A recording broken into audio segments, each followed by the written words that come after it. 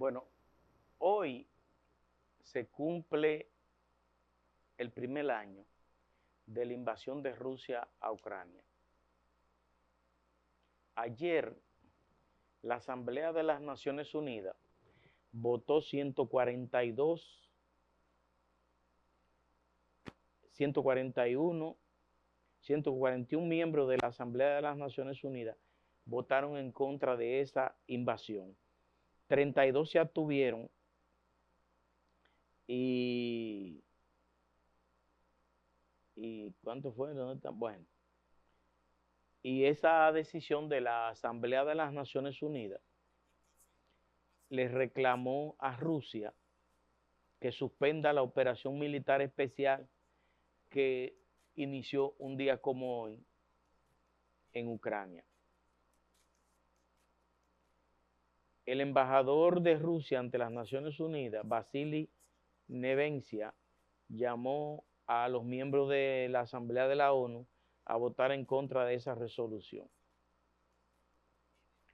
De América Latina, solo Cuba y Nicaragua votaron a favor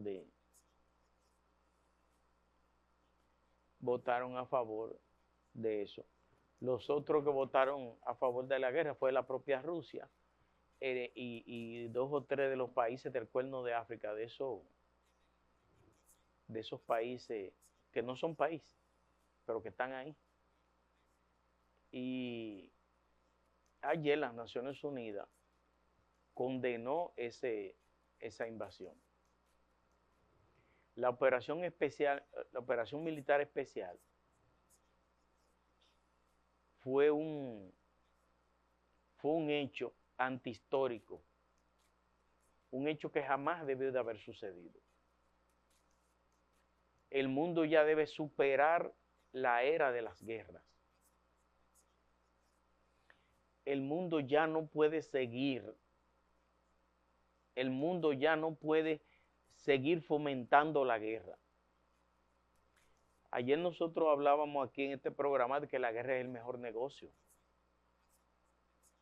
La guerra es el mejor negocio porque esos países venden misiles, venden municiones. Imagínense que ya Rusia se está quedando sin municiones y hace poco Stoltenberg, el jefe de la OTAN, decía que la cantidad de municiones que Ucrania está gastando en la guerra está por encima de la capacidad de producción de los países capitalistas.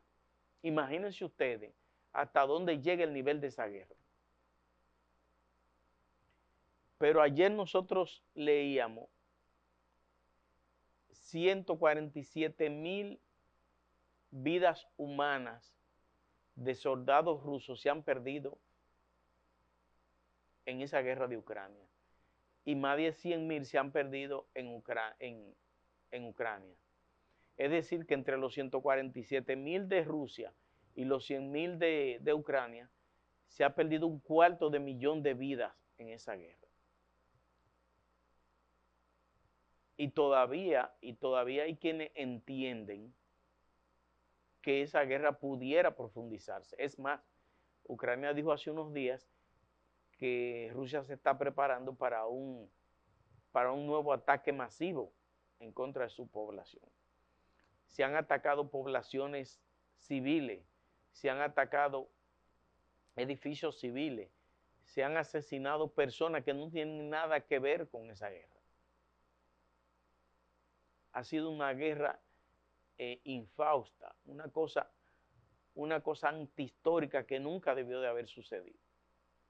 Pero la tenemos ahí. Ayer yo veía en CNN un programa de un panel, un programa con un panel, donde la jefa de la Agencia de Estados Unidos para el Desarrollo de la USAID hablaba de los planes de desarrollo de Ucrania, de los planes de reconstrucción de Ucrania, de cómo se debe dirigir el plan de reconstrucción.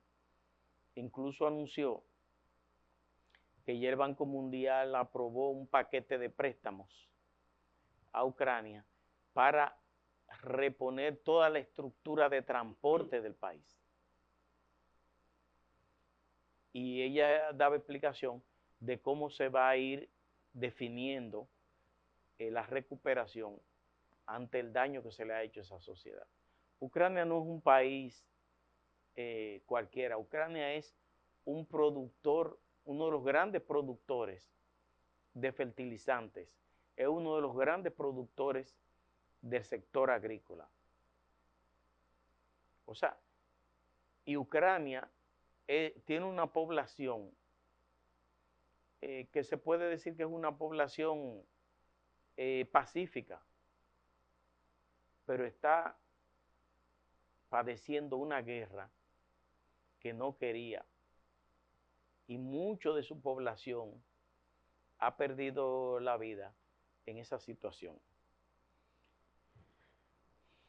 Lo importante sería, y hoy, yo hace unos días dije aquí que a mi juicio había una especie de plan de paz, porque vimos que el canciller de China había visitado a varios de los que están envueltos en el conflicto. Había ido a Alemania, había ido a Washington, había ido a la OTAN, y ha venido en una intensa campaña de contacto.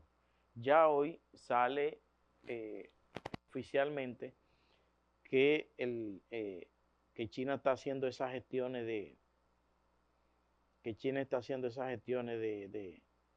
paz a los fines de parar esa guerra. El presidente Joe Biden decía que Rusia nunca será una victoria para Rusia. Hay que empezar a deponer los discursos, la retórica belicista. Hay que empezar a pensar en la humanidad. Hay que comenzar a pensar en la humanidad. El mundo está pasando por momentos difíciles. Ya solo con esto del cambio climático representa una seria amenaza para la existencia humana. Y además de eso, ahora tenemos una guerra que puede derivar en lo peor. Si los líderes del mundo no asumen una actitud responsable, esta guerra se le puede ir de las manos. Dice, China pide alto al fuego entre Rusia y Ucrania y conversaciones de paz. China pidió un alto al fuego entre Ucrania y Moscú y la apertura de conversaciones de paz en una propuesta de 12 puntos para poner fin al enfrentamiento que comenzaron hace años. Beijing afirma tener una postura neutral en la guerra, pero también ha dicho que tiene una amistad sin límite con Rusia y se ha negado a criticar la invasión de Ucrania o incluso referirse a ella como una invasión. Ha acusado a Occidente de provocar el conflicto y avivar las llamas y proporcionar a Ucrania armas defensivas. Decía Sullivan, el jefe de Seguridad Nacional de los Estados Unidos, decía ayer en CNN que la guerra se para en cualquier momento, que la guerra se para cuando Rusia quiera, que lo único que tiene que suceder es que como Rusia invadió a Ucrania, pues que salga y que con eso la guerra se acaba. Pero en la lucha política, y más cuando tiene un componente militar como es este caso, las cosas no son tan fáciles. Ahora viene una pesada negociación donde el presidente de Ucrania, Volodymyr Zelensky, ha dicho que Ucrania negocia bajo una sola condición, que se le devuelvan todos sus territorios que Rusia le tiene ocupados. Pero ya Putin ha venido haciendo una estructura convirtiendo a los ucranianos en rusos. Uno de los grandes problemas de esa zona es que históricamente, desde siglos atrás, Rusia ha utilizado el mecanismo de las invasiones para robarle pedazos de su territorio a otras naciones. Lo ha hecho casi en todos los vecinos circundantes. Lo ha invadido y después para salir le ha exigido una parte de su territorio. Y por eso Rusia tiene un territorio tan grande, como es el caso, por ejemplo, de Finlandia. Y los finlandeses incluso, que son un pueblo de paz, que ni siquiera eran parte de la OTAN, se han refugiado en la OTAN para evitar que en el futuro le pase lo mismo que le está pasando ahora a Ucrania. Porque no hace tanto Rusia hizo exactamente lo mismo que le está haciendo hoy a Ucrania, se lo hizo hace poco también a Georgia. O sea, es una cultura de saqueo de territorio a sus vecinos más cercanos a través de las invasiones militares. Por eso, una de las partes positivas que yo le veo a esta respuesta que Ucrania le ha dado a la guerra con Rusia es que a partir de ahora ya Rusia va a entender que no puede seguir cercenando, afectando, robándole territorio a sus vecinos circundantes. De todos modos, la guerra hay que pararla.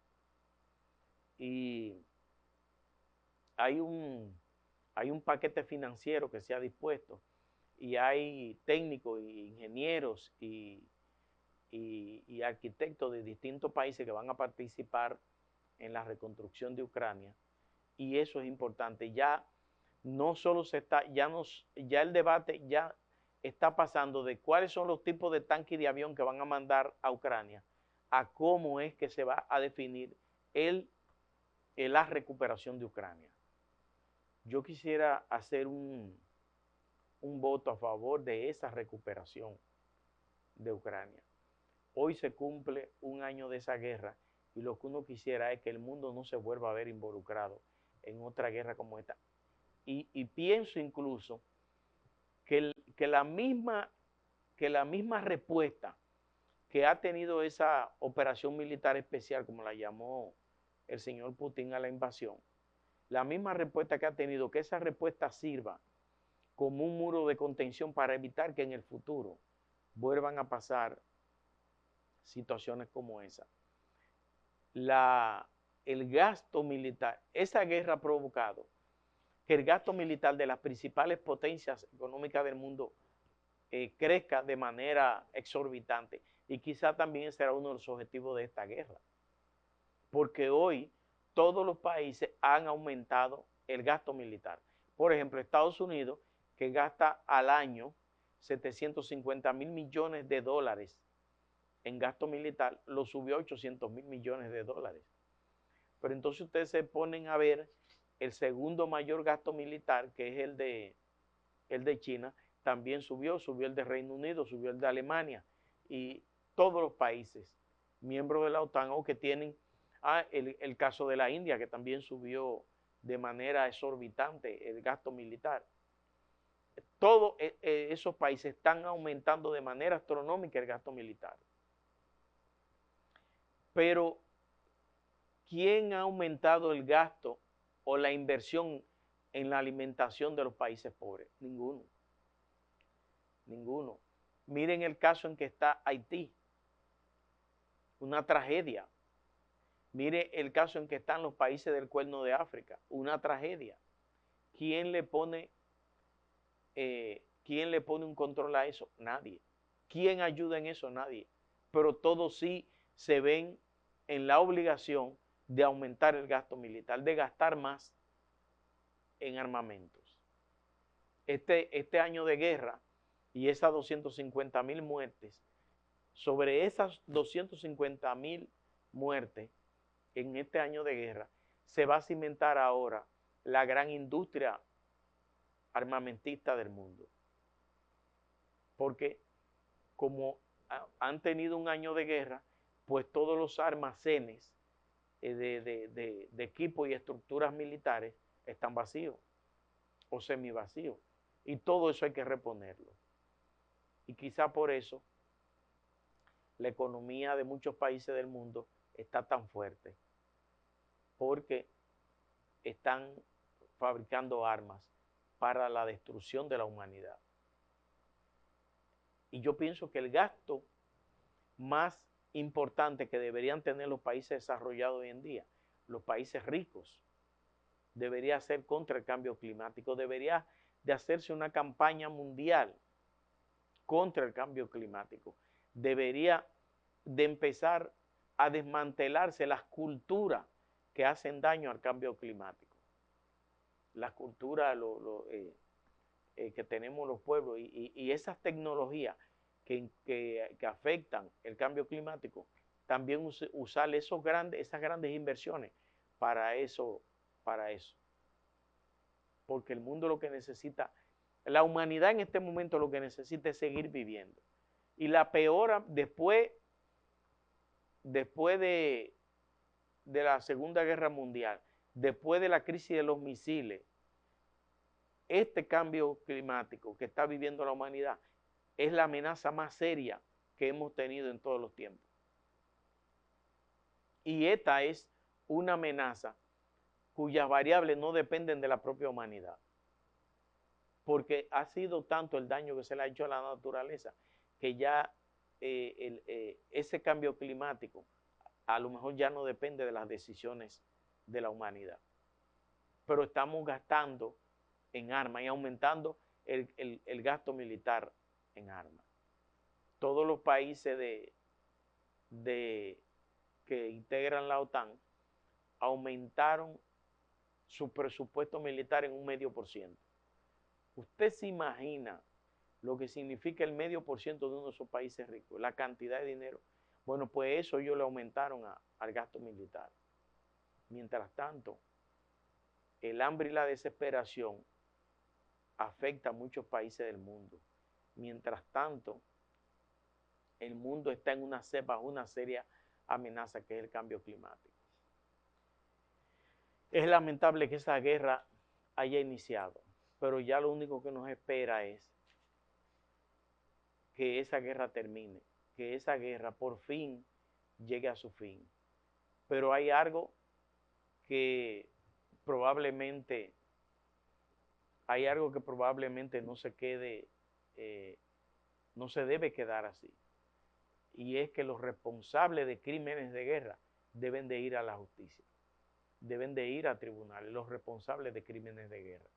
Y Rusia debe de pagar por los daños que le ha infringido al pueblo de Ucrania, independientemente de las justificaciones que pueda tener para esa invasión.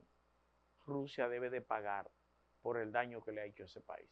Este ha sido nuestro comentario de hoy, precisamente al cumplirse un año de la invasión de Rusia a Ucrania. Excelente comentario. Nosotros siempre abogamos por la paz. Claro. Reiteramos siempre y lo vamos a seguir reiterando. Mientras tú tengas paz, tienes desarrollo. La guerra lo que provoca es enriquecimiento de un grupito de los dueños de la grande fortuna armamentista. Y muerte por donde quiera. Destrucción. Muerte de población civil. Población civil inocente, que no tiene que ver con las diferencias políticas de un grupito, porque esos son el pensamiento de 2 o 3 de esos países poderosos. Pero con este comentario pasamos entonces a una pausa comercial y continuamos con su programa, El Primer Café.